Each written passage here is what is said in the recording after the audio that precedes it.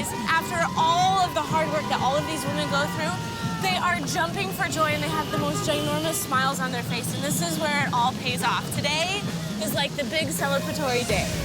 This is amazing. Like, who would have thought something that was so unique, yet sucked so bad, yet was so epic in all of its glory would like bring on all of these emotions. This is crazy sauce. I can do anything. I can do absolutely anything after this race.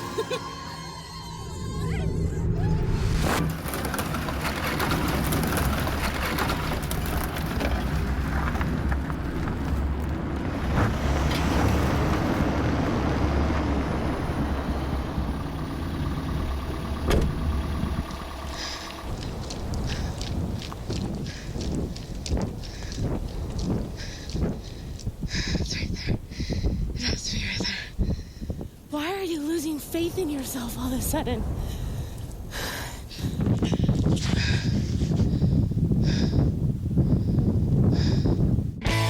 I've had a love affair with cars my whole life. I build them in my shop, and I race them both on and off-road. I've spent years on the auto show circuit talking about cars, but now it's time to get behind the wheel and find the next adventure. Together, we're setting out to tackle all things that every car enthusiast should do. This is The List.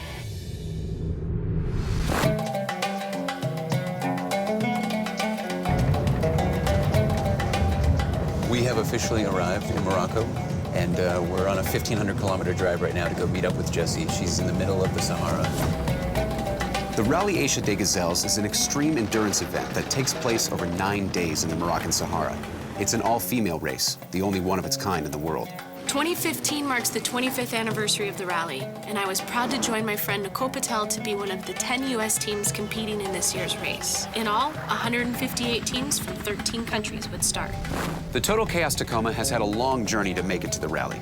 It was shipped by flatbed from Los Angeles to New York. Then it traveled by sea to the port of Valencia, Spain, where final race preparations took place. Jessi and Nicole then drove the truck to the Strait of Gibraltar, where it was ferried across to Tangier, and then through a blizzard on to the start of the rally.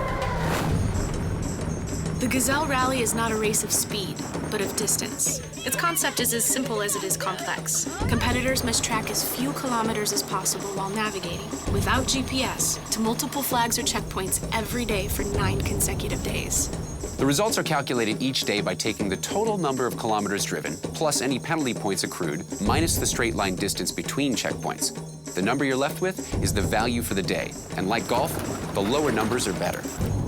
We can prepare ourselves by learning how to use a compass, by learning how to read a map, by making sure that our truck has everything that we need, every tool, every spare thing that we could possibly have. But emotionally, I don't think there's anything to prepare you for this. All right, so we made it 1,500 kilometers later. We are home, or at least home for the next couple days. Where are we? I don't know, somewhere near the Algerian border. To put things in perspective here, the Sahara Desert covers about the same land area as the entire United States of America. So the vast desert we're experiencing here in Morocco is only the beginning. It's about halfway through the rally, and the bivouac was our best chance of catching up with Jessi and Nicole as they returned from a 2-day marathon leg in the Sahara, before embarking on another 2-day leg through the dunes tomorrow. It's sunset here at the bivouac, and right now we're in the middle of Tent City. There's about 120 plus teams, which means about 240 plus women, plus all the staff. The restaurant that we have set up over here is designed to serve 800 people. And this city that they've created moves along with the race itself. All right, so this is the start and the finish line, and it looks like Jessi and Nicole are right here. They haven't seen us, we haven't seen them. It's been days since they've been out in the race. Oh, dude. What's up, dude? I'm really sleepy. Don't worry about it. Oh, you guys are such a sight for sore eyes. I heard you've been crushing it, man. We've been killing I it. heard you guys have been just crushing it. We've been doing really well. Yeah? For our first year, I mean, we've gotten lost. Yeah. We've made a few mistakes. We have 1 hour when we return to the bivouac to get our tents and our gear kind of set up in the area. I have to go to the mechanics area, fill out my mechanics book, go get fuel from the Total truck, and basically they impound the car. How you prepare for this event is you go do it and you screw up and you learn from your mistakes.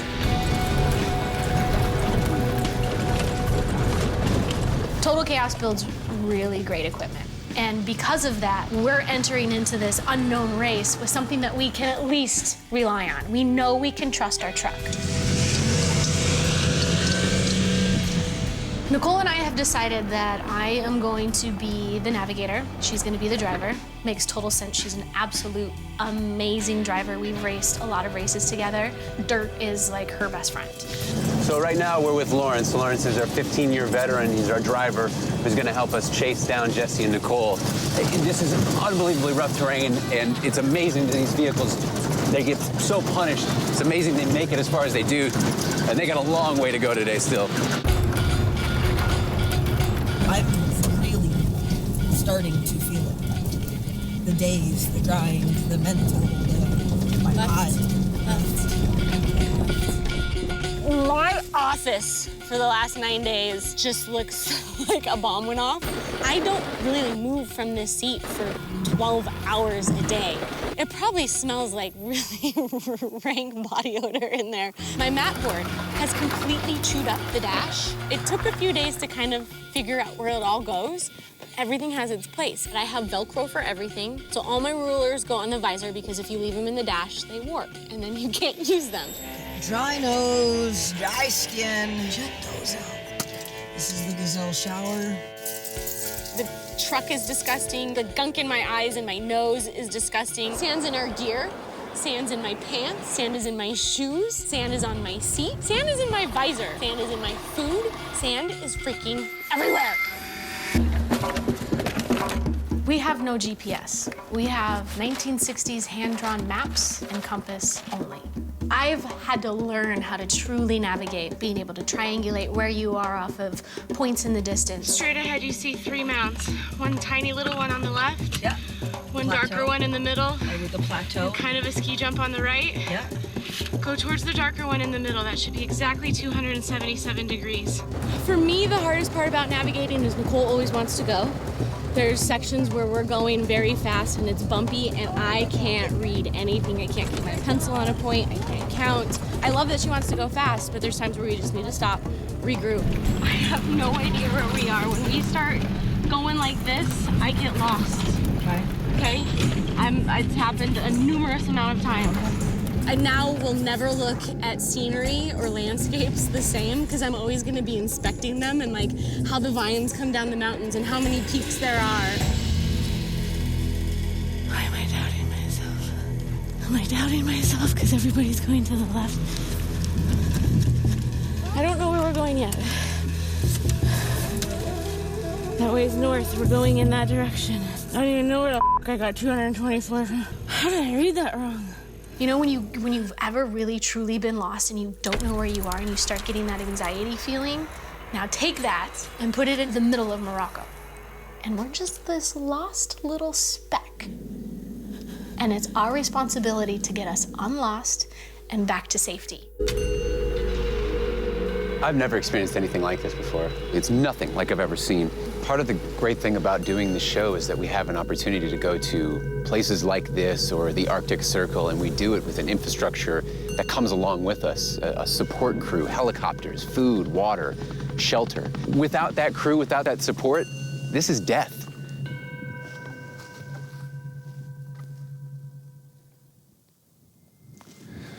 Ooh, man. 5 a.m. We wake up at 4 a.m. every morning, and then the first car takes off at 6 a.m. 2 hours seems like a lot of time, but when you're hustling to get everything done and wrapped up, pack up camp, go through the meeting, get lined up, it goes really, really fast.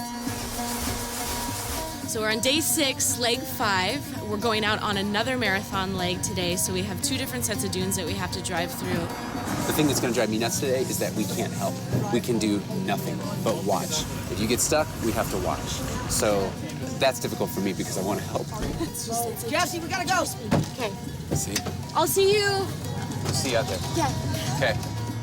The most challenging sections of the rally are reserved for the 2 consecutive marathon legs.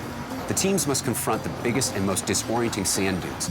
And instead of returning to the bivouac that night, the teams must camp in the desert and press on in the morning. Along the way, ambitious teams have the option of tracking alternative checkpoints called X checkpoints. These flags require more driving and navigating skills and actually reduce your kilometer count if you find them. But the penalty for missing an X checkpoint is severe. So once again, teams must weigh the risk versus the reward. Holy balls. You okay? This race is carnage. Anybody that said it was a safari and easy, you need to sign up. It is go, go, go, go, go, grind, and it has been so critical to maintain food, to be able to think and problem solve. I got us hung up on a huge piece of camel grass yesterday at high noon. God, we hate camel grass. Camel grass is like mounds of sand with plants growing on top of it, and it will eat you alive. Tranny cross member! What about it? Dig out the middle! Oh my God. And trying to dig yourself out, you have to like cut the plants with the end of the shovel as you're digging, and so it's like you're shoveling twice as hard. There's so much.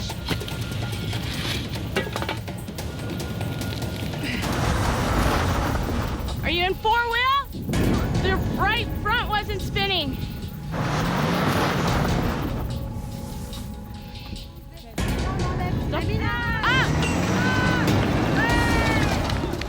Every gazelle will stop and help out another gazelle. They are willing to stop their race, stop their goals, stop everything to make sure that you're okay, and then we can all move on together.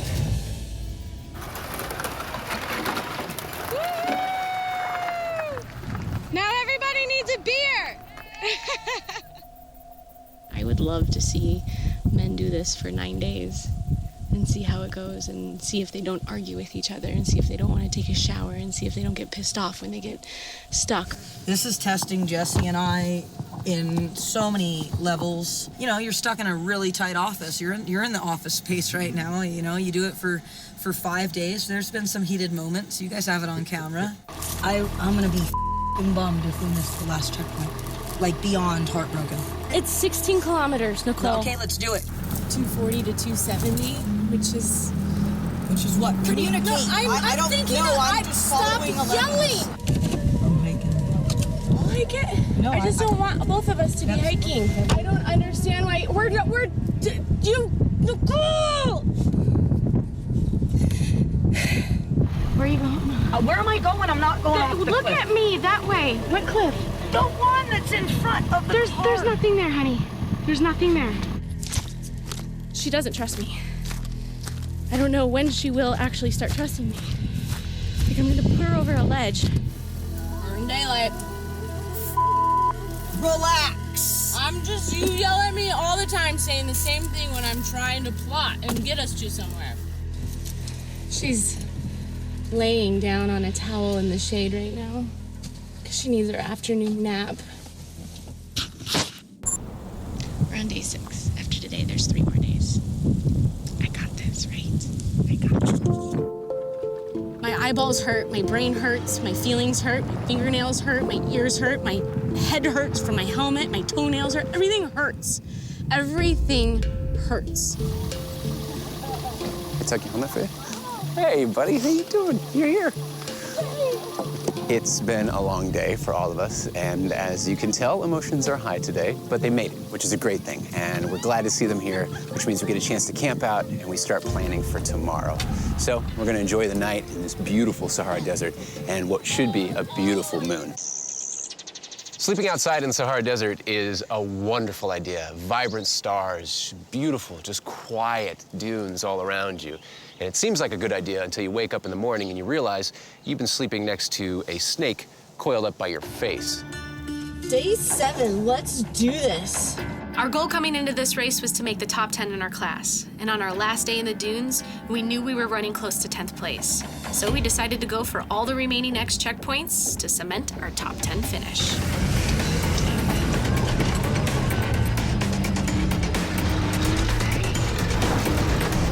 By day 7, Nicole and I had mostly stopped arguing. Our egos had been broken down by the sand and the heat and the failure, and we had been humbled. And we accepted each other's roles. I think it's awesome how we're able to read the map. We're getting there. Like that. Thank you for shadowing me. I really appreciate that.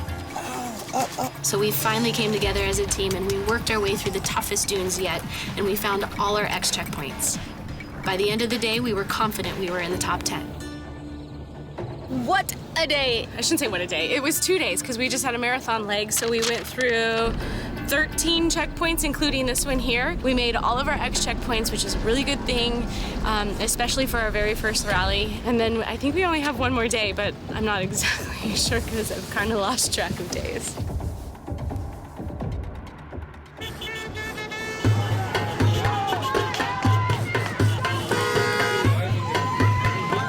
Jessi and Nicole are starting off today 10th overall and first place in the first timer category. And this is the final leg. So we just sent them off on their way, and we're gonna see where they wind up at the end. Day 8 was the shortest leg yet, and at first it seemed like nothing but a long straight race to the finish. But the landscape quickly turned to volcanic rubble, and crossing it was a long, bone-jarring ordeal. One final test of our toughness and patience. I don't ever want to do that ever again. It was brutal. I thought the car was falling apart. All right, so after days in the desert, Jessi and Nicole are finally crossing the finish line right here. We're gonna find out from them how it went, and we're gonna check and see where they rank with the first timers, and of course, overall. Here they are. Dude, you made it! We did. You did it! We survived. Yeah? We survived the Gazelle Rally. Dude, so from day 1 to now, you feel different? You feel like Feel Sahara? different? Yeah, I feel really dirty. You feel real dirty?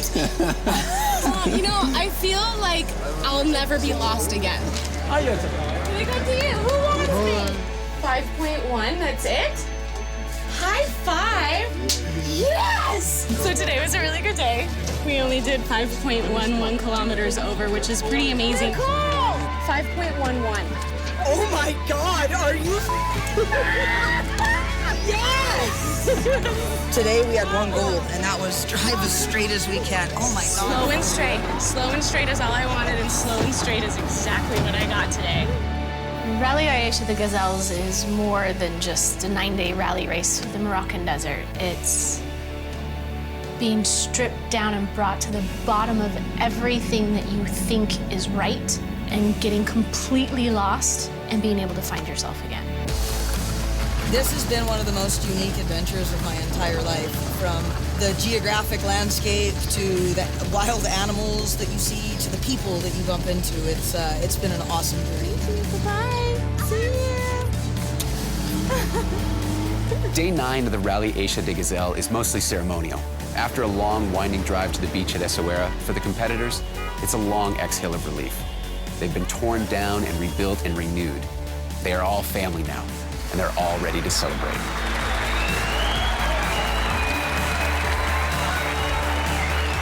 After 9 days in the desert, Jessi here has absolutely crushed it, and we are gonna enjoy ourselves and have a little party today. And I finally get to ride a camel! So with that, she can officially check Race the Rallye Des Gazelles off her list. We'll see you guys next time! Thanks for watching. I love my life!